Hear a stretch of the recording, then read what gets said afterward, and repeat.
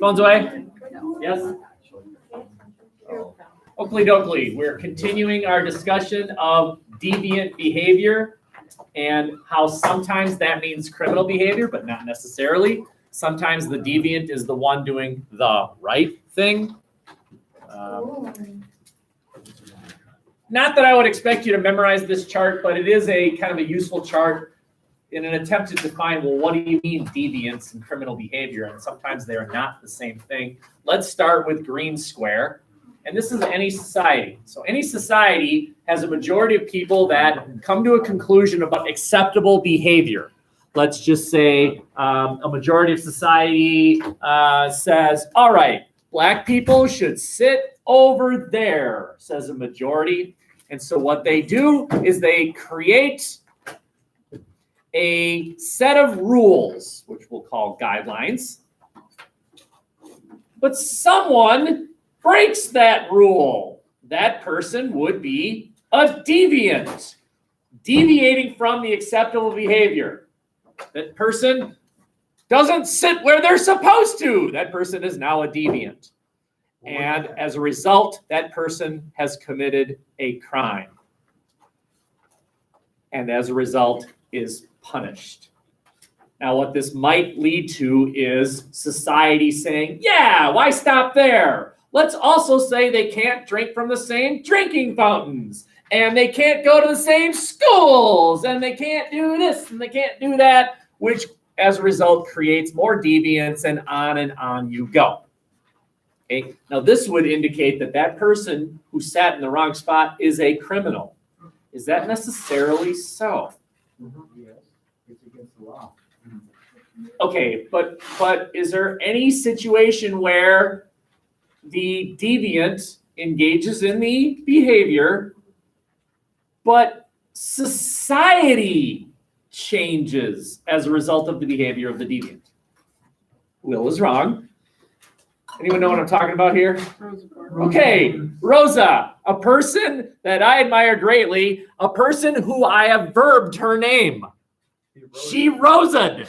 I want that to be someday me. I want two people to be like, hey, you pottered. And they're like, I know. High five. It's just, what would that be? What would that be? We got to figure that out. Anyway. Shouting in the classroom. Huh? Shouting in the classroom. What? Okay.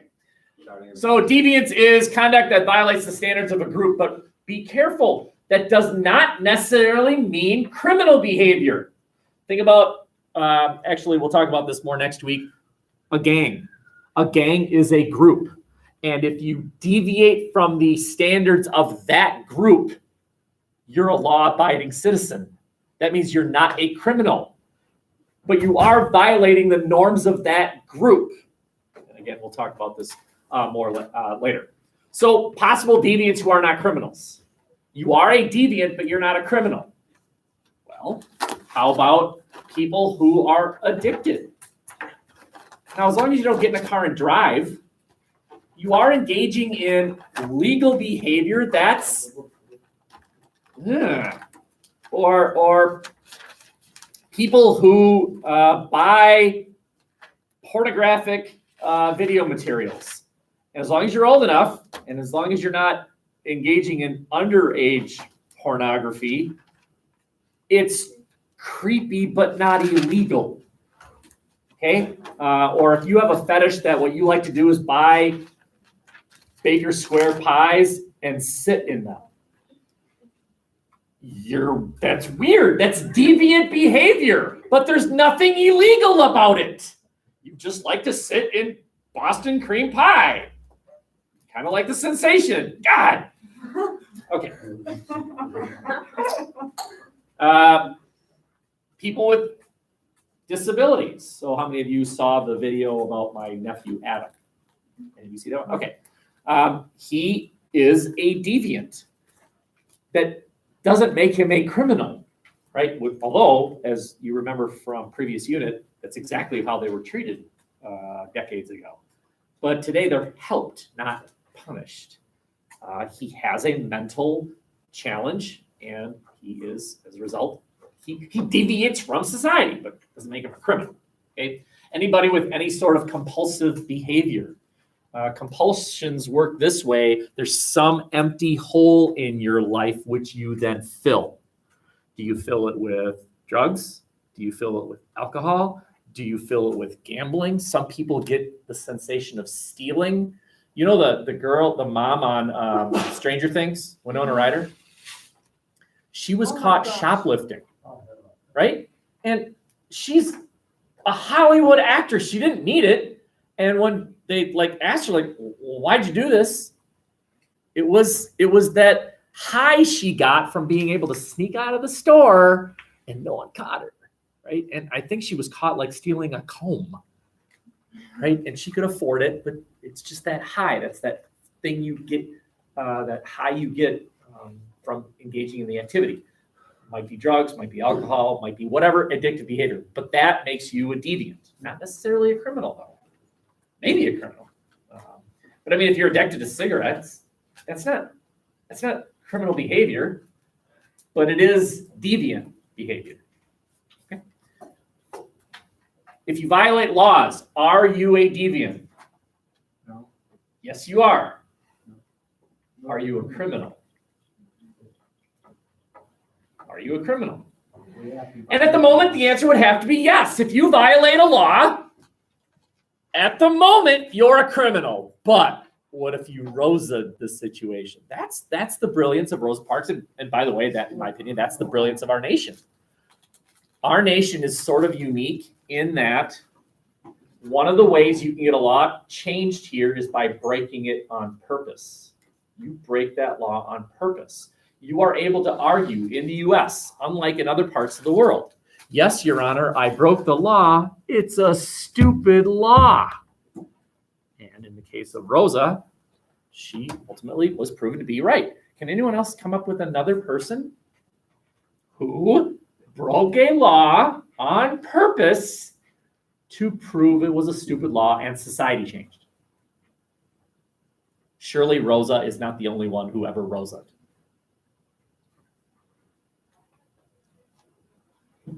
You gotta be kidding me. I don't believe you.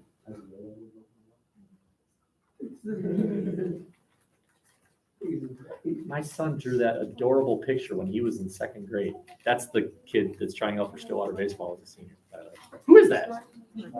Oh, Martin Luther King, who broke laws on purpose, was a deviant, and in fact, at the moment, was a criminal.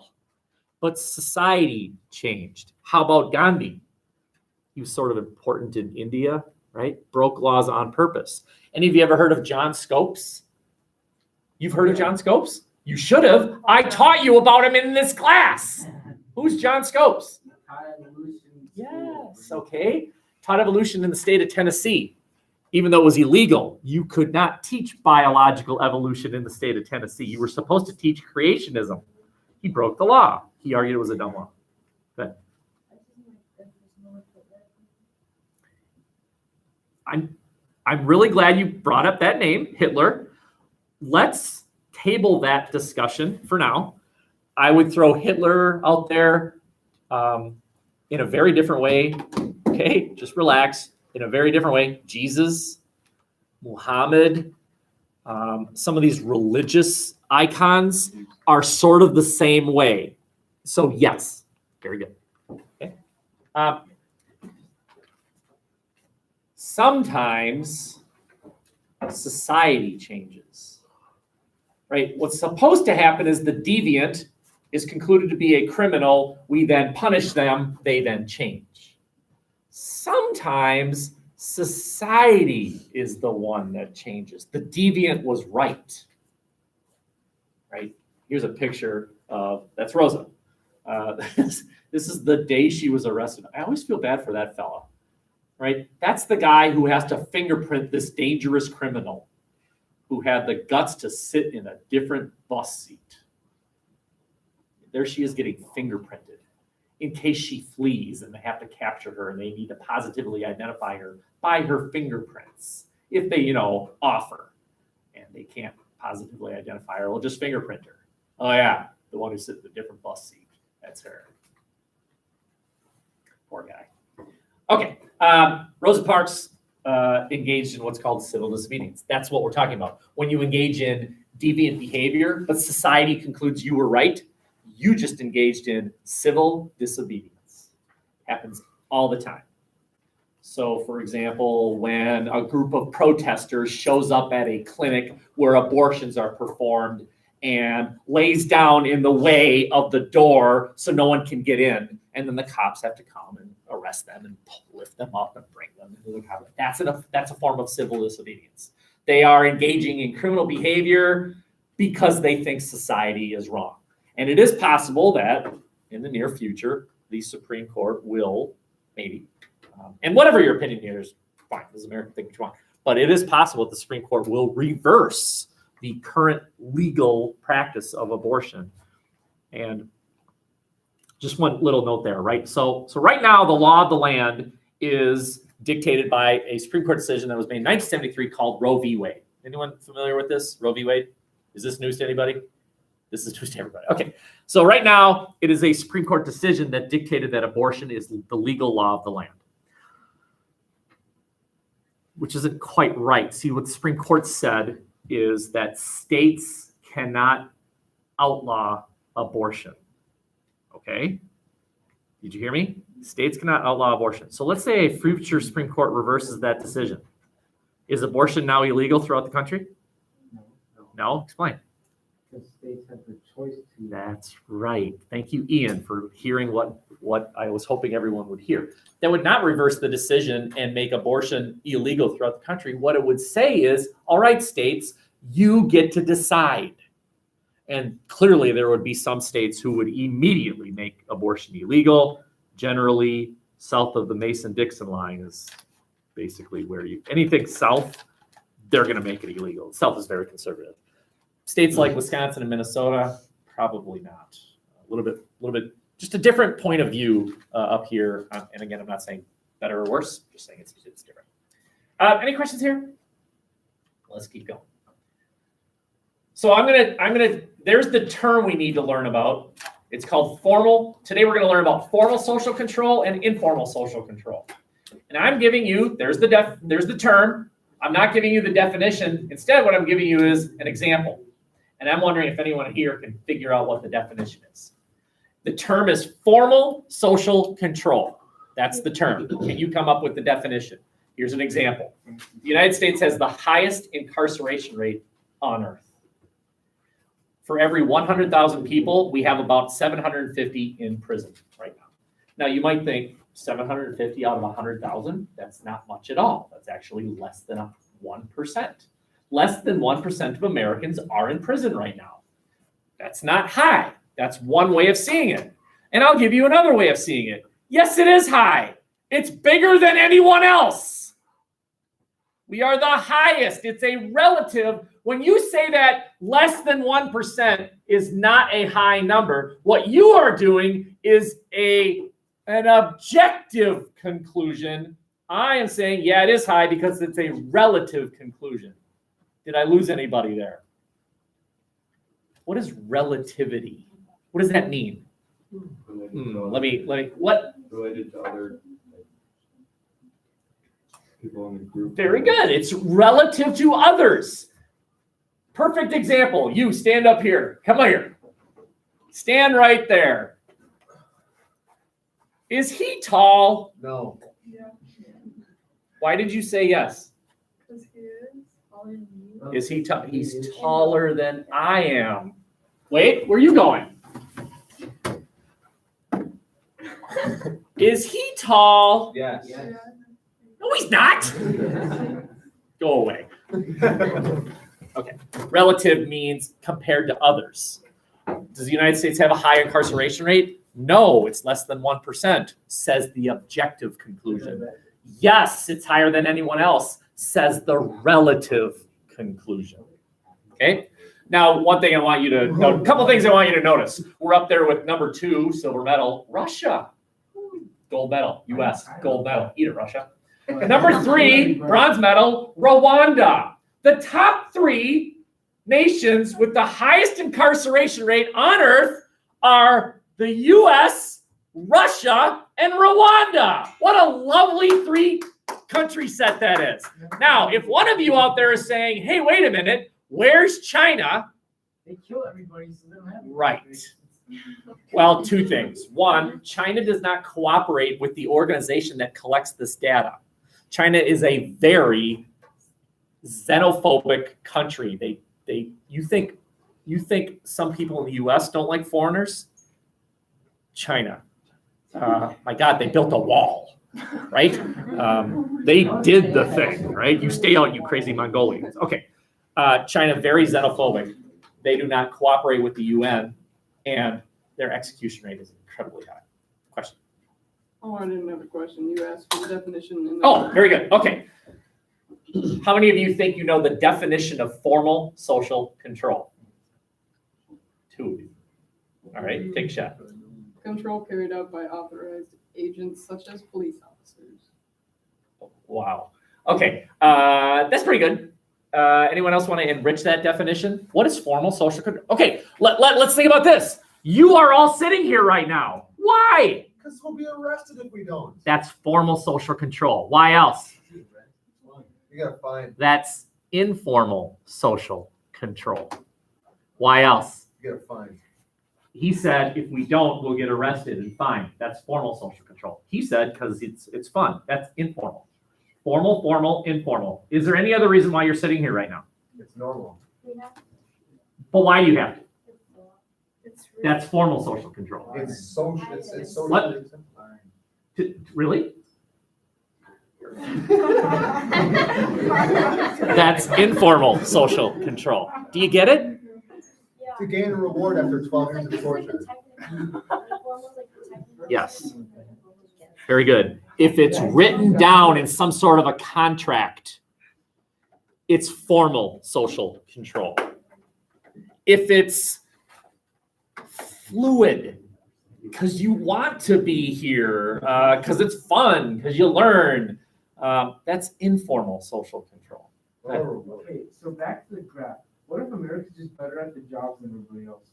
Yeah, right. I'm not judging this as a negative at all. Maybe we're just better at catching the criminals. That's a perfectly valid conclusion. Maybe we just know that weed is bad. You go away 30 years if you smoke it. Anyway, everyone understand formal social control? If there's a formal punishment, that's formal social control. If the reason you're sitting here is because you know that if you get up and start goofing around, I'll give you the look of disappointment. How many of you have ever been the recipient of that bad boy? Have you ever recovered? No. It's devastating. I know. It's so I know. bad. It's devastating. The look of disappointment. That's informal social control. Have any of you heard anything like this from mom and dad? I'm very disappointed in you. I'm not mad. I'm just disappointed. Okay, which is devastating, isn't it? That is informal social control. There is no contract that moms and dads have to open up. All right, now what? Let's see. Late 1 hour. Oh, we have to tell her we're disappointed in her. Oh, okay. Late 2 hours. Honey, we're disappointed in you. Yay!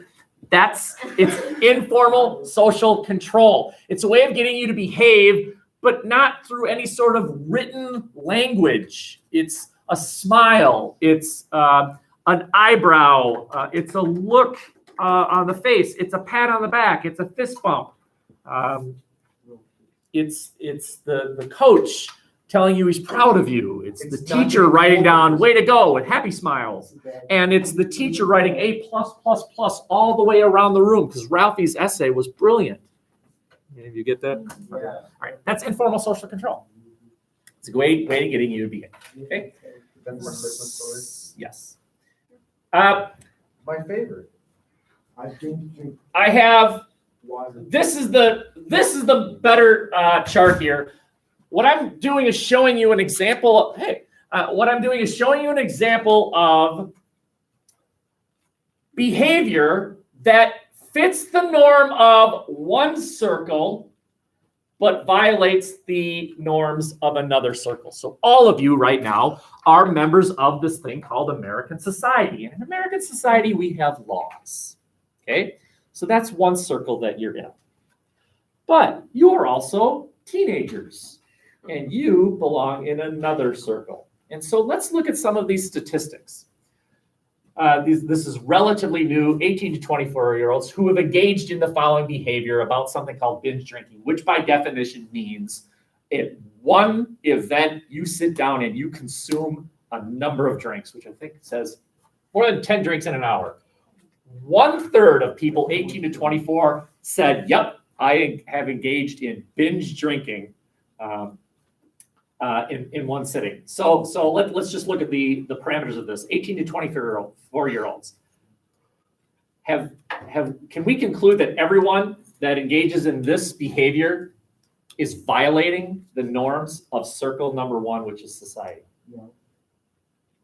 I've got one person nodding and another person saying no.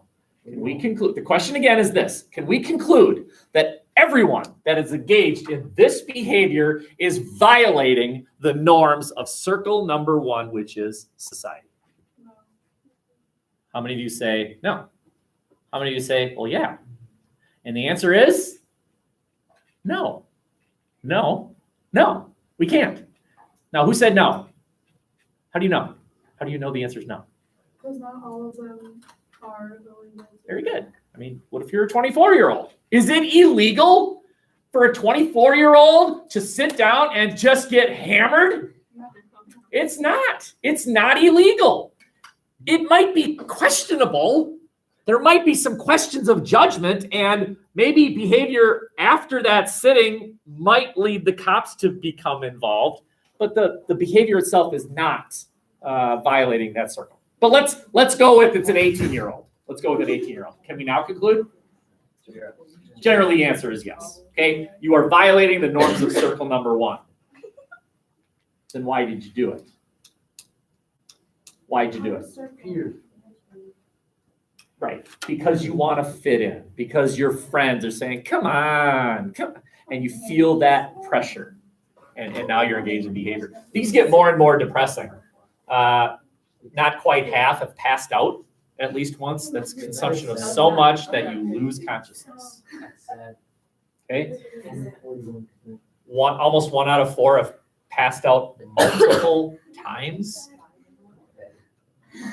4% have passed out 20 times or more. These aren't 80-year-olds who've lived their life and what's left. These are young people, right?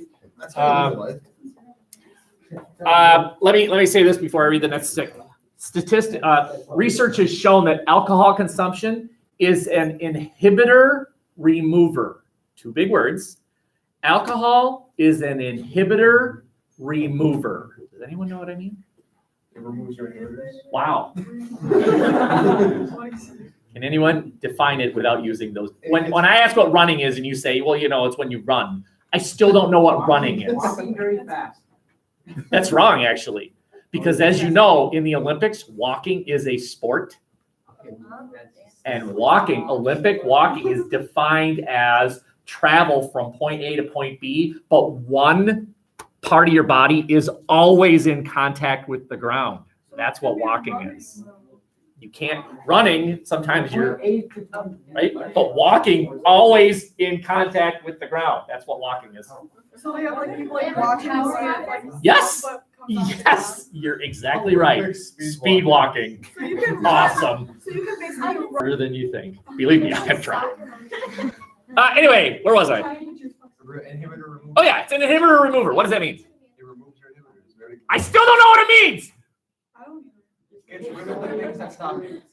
Okay, so think about this, especially females. Okay, you're at a party and that guy's hitting on you, and no thanks, because you know what he wants. And then a few drinks later, what can happen? Okay, and the time to think about what could happen is when you're sober. That's when you think about what could happen, not when you're consuming this thing, which removes your inhibitors. It clouds your judgment. So me on my soapbox, don't. Okay.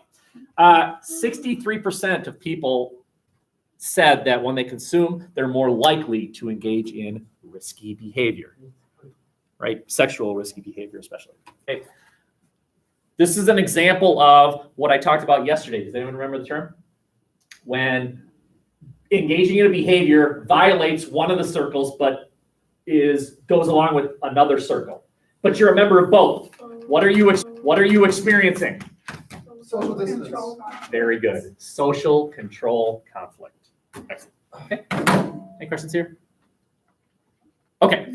This is what I want you now to do. I want the first person in each aisle to turn your desk and face the second person. Third person, turn around and face the fourth person. And then we'll figure out leftovers. So you're matching up with you. You're matching up with you. You're matching up with you. You're matching up with you. You're matching up with you. You're matching up with you. You with you. You with you. Leftover. You with you. You with you. You with you. You can, let's see, who's the leftover? You're the leftover? You can just join these. Okay? This isn't good enough. You have to be facing that wall, no visual of what I'm going to put on the screen.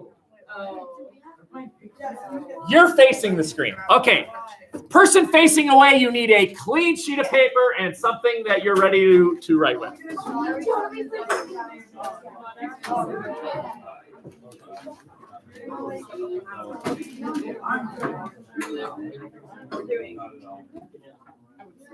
Hey, I'm setting up the parameters. There's a point to this little experiment.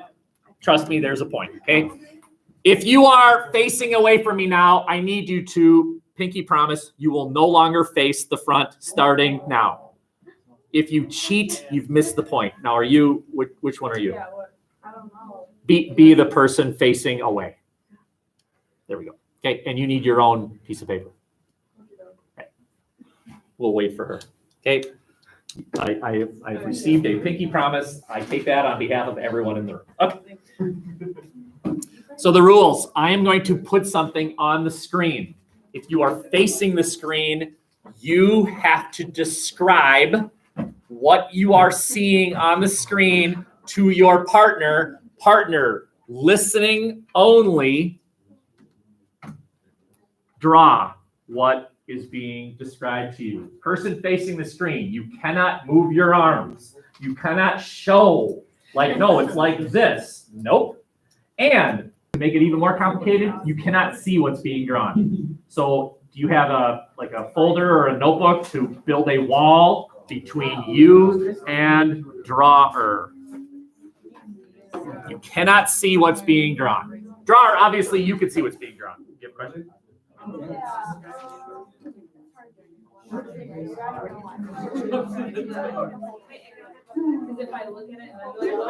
Yeah, you can keep going. Okay. So, person drawing, you are allowed to ask questions, but the response can only be yes or no, and no physical motions at all.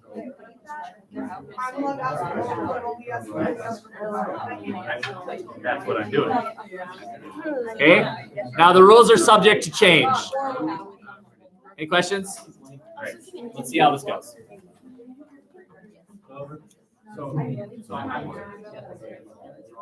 You can't talk. She asked a question.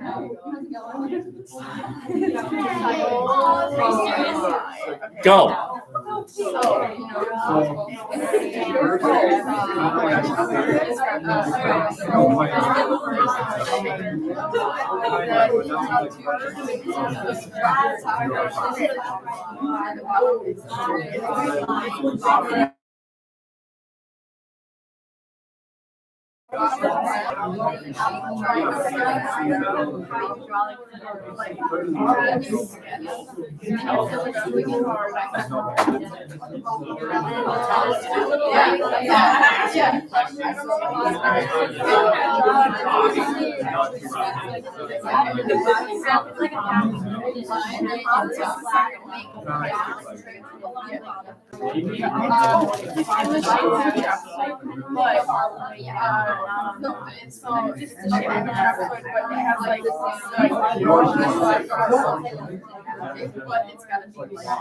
Say whatever you want.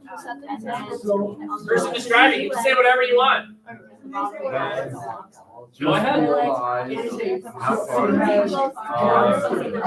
response to questions, you have to say yes or no. No, it's like a.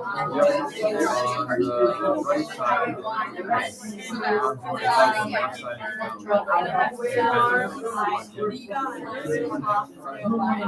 30 more seconds.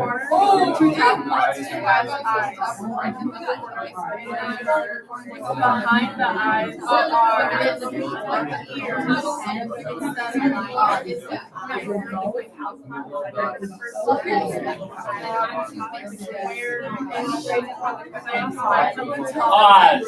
Pause. Don't look.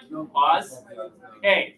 So I am now going to allow you to see the drawing, both of you. You can now see it.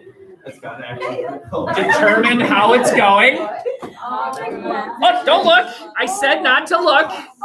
Don't look. Remember when I said that? Don't look. I look at the drawing on the notebook. Okay? You have 1 more minute to finish the job. Go. Don't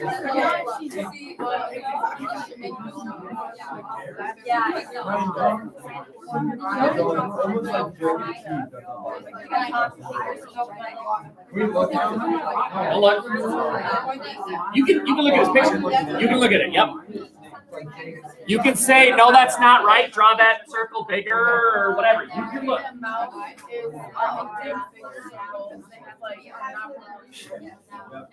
It's like up higher.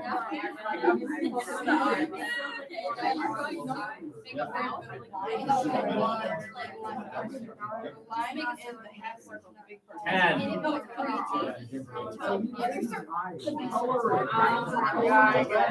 3, 2, 1, time. Okay, so don't look yet. Allow me to just throw out a couple more suggestions just to see. Okay, if you were a drawer, look at the eyes that you drew.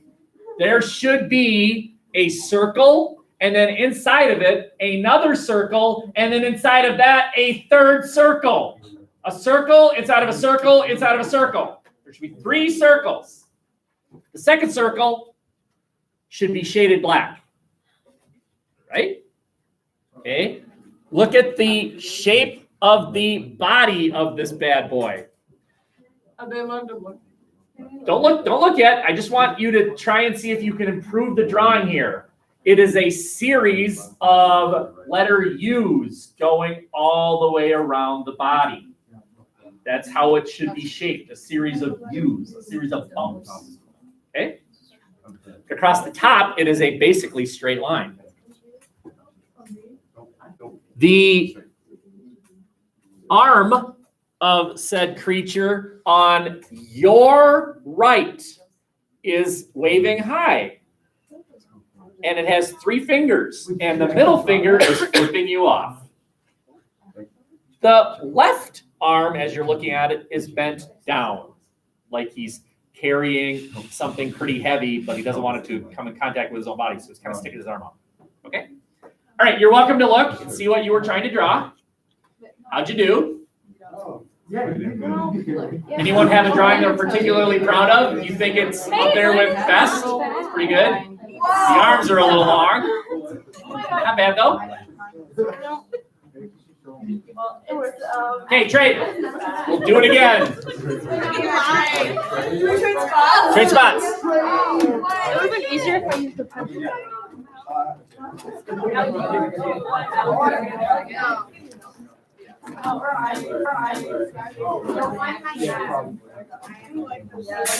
Group of 3, that person can draw again.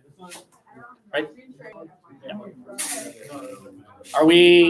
Is the person facing away I can show it now? Don't look. Okay. I gotta find it.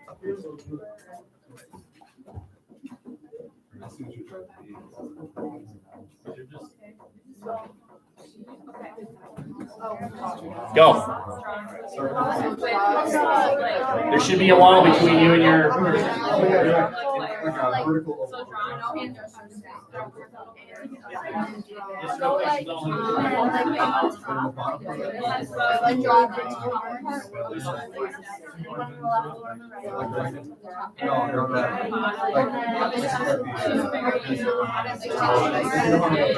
No motion.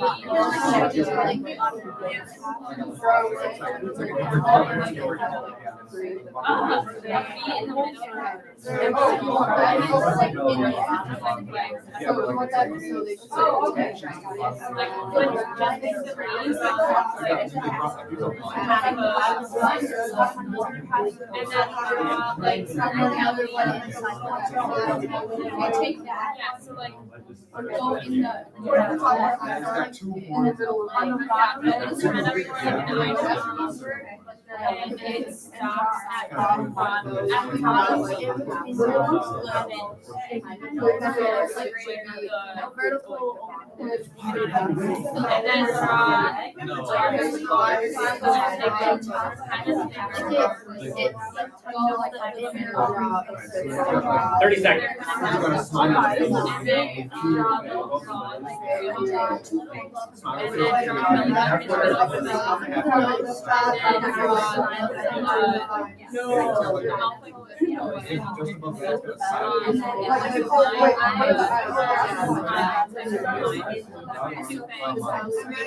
Okay, pause.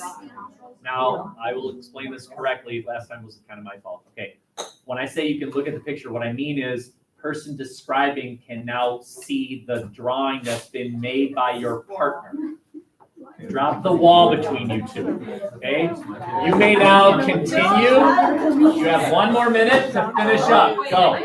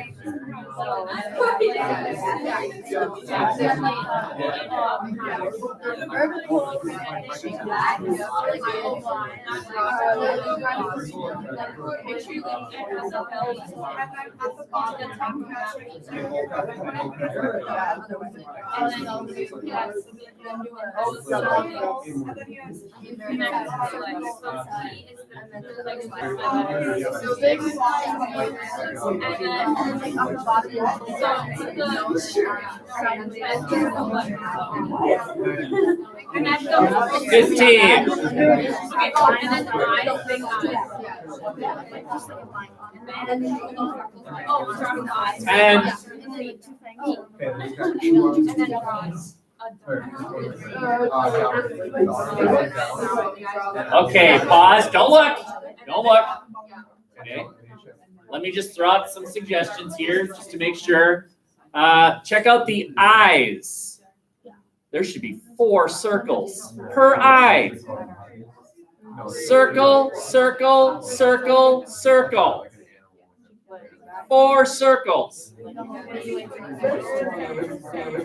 But this thing is cross-eyed.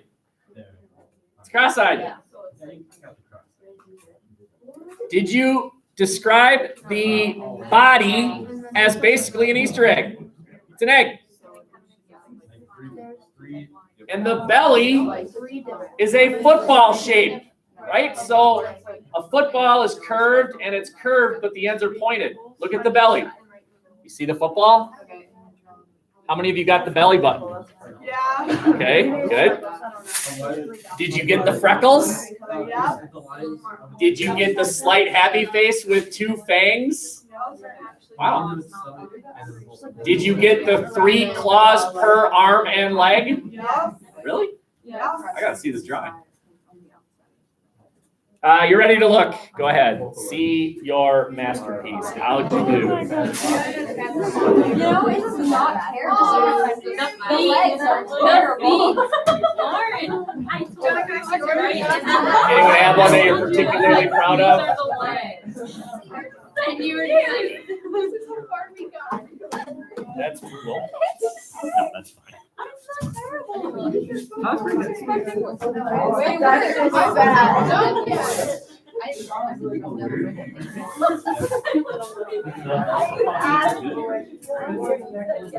Okay, you might be wondering what is the point here, and allow me to show you. Hold on, you gotta look at our drawing. Okay, almost done. I didn't look at it yet. Really? Really? No, I didn't look at it. No, he described it. He has a good drawing. James there is the dream team. Okay. So I'm going to show you what the point of this little exercise was, besides being just kind of fun. These are all examples of formal social control. How many of you experienced the positive reinforcement when you got something right? You were drawing it and your partner was like, yeah, or the smile, right? Or that's not right at all. What are you doing? You're wasting my time, whatever. That's all informal social control. The power of the approving face, which is very much American culture. Let me give you an example of, I know you as Americans think we don't have culture, but we do. So might as well use you again. Come on up here. I'm going to show you an example of an American cultural conversation. So, let's say you guys played your game. How'd it go? Great. So how'd you do? You won. Yeah. Okay. Are you fairly comfortable in this conversation right now? Little bit. Fine, but I'm not. Okay. Am I making you feel awkward No. at all? All right. Now let's engage in that same conversation with a slightly different rule. We have to face each other and look each other in the face. So, how'd it go last night? Great. Really? How'd you do? All right. Are you uncomfortable? Yes. It's a little weird, isn't it? Yes. Because American culture dictates something called the 90-degree rule. When you and someone else in American culture engage in a conversation, we both have an escape route. Okay? We both can see if there's something out there that needs to draw my attention away. We both can say, I gotta go. Right? There are other cultures where you need to focus your attention on the person you're talking to, and to not is rude. But in our culture, doing this is weird. It makes me uncomfortable. He's a good-looking guy, but it's still kind of weird. Whoa! You can say, right? Your day, that's weird. Your day, you couldn't even count. I did actually do this one time as an assignment. Tried to have students keep track of all the informal ways that people get you to behave a certain way.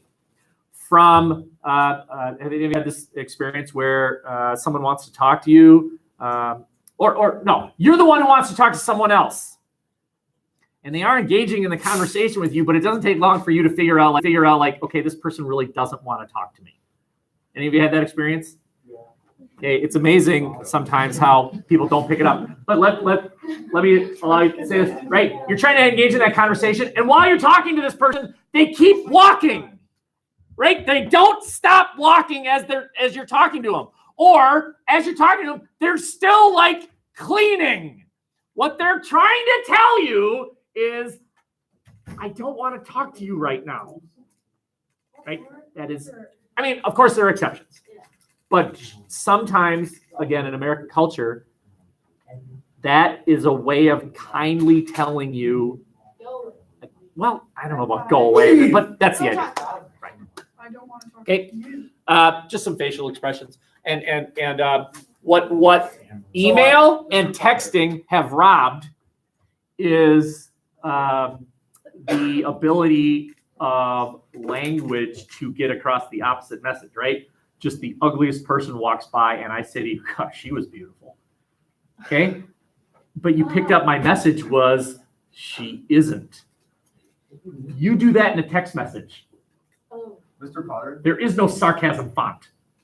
Well, Mr. Potter, please explain to me how I'm supposed to pull off the two-faced look with my expression, please. Well, while your girlfriend is about to get blown up, fall into some acid, have half your face melt away, and then yell at people suddenly saying, "Look at me!" All right. Clear now? Yeah, I'm better. Okay, good. How about the three eyes one? How does that work? Move to Springfield, where they work at a nuclear facility and have children with three eyes because of the nuclear fallout. All right. Anyone else? How about the target eyes? Quit it. Okay. We can shut down for a couple minutes here. Keep in mind, if you signed up, you're up Tuesday. Yeah. Potentially. Oh, yeah, yeah.